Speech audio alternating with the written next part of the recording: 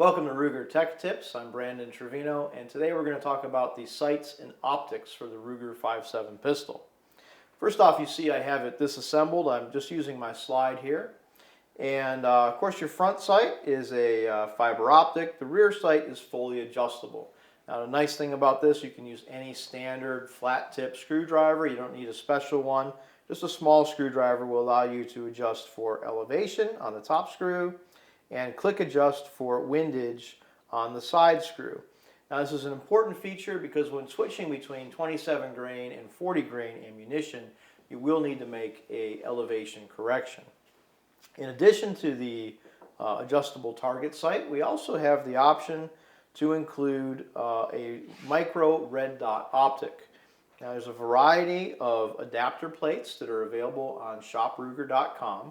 I have here the number 1 plate, and that will fit the Vortex Venom and Vortex Viper sights, as well as the Burris Fastfire 2 and Fastfire 3 sights.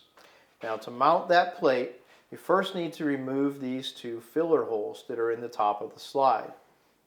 Always use the correct size bits, and if you have any question, all of these are listed in the manual.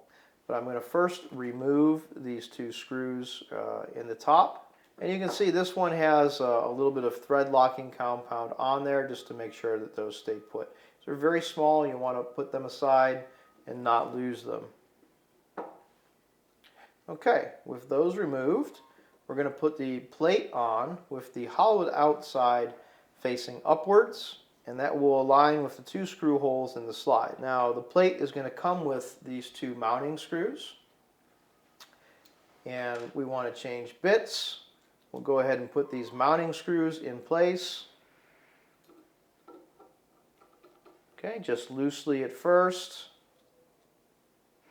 And then I want to torque these between 35 and 50 inch-pounds. If you don't have a torque wrench or driver, just make sure that these are firmly installed. Don't over-tighten. You don't want to strip out the threads or ruin them, but you don't want them coming loose. Just give them a nice firm finger tightness to them. So the screws that come with your plate do have a thread locking compound already applied onto the threads. You don't need to use any more. If you are removing and replacing this and you see that that patch is kind of worn out, you can use a blue non-permanent gel compound. And you don't want to use the liquid because actually the holes in the slide here, this is a through hole into the firing pin channel. Then you're going to want to give it 6 to 12 hours to really cure before using your pistol again. Okay, the next thing is we're going to mount one of our optics here. So in this case I've selected a Vortex optic. I'm going to install the battery in the correct orientation on the bottom. And you can see there's a couple of little bosses on this plate that line up with holes in the bottom of the optic. So we're just going to mount that in the correct orientation. And to mount the optics, you're going to want to use the screws and the driver that comes with the optic from the manufacturer. Don't want to use the wrong threads on these. This is an aluminum plate.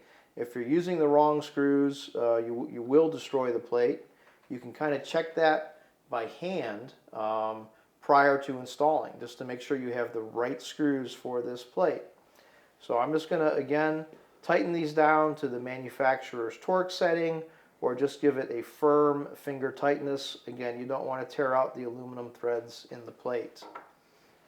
So here's your optic correctly mounted on the slide, and that's ready now for reassembly or firing. For additional optic plates, check shopruger.com. There's a variety of different sights that will work with the Ruger-57 pistol.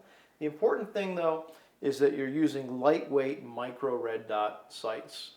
Anything under 1 ounce is going to function reliably. Anything over 1 ounce, you may start having some difficulty functioning, especially with the lighter weight 27 grain ammo.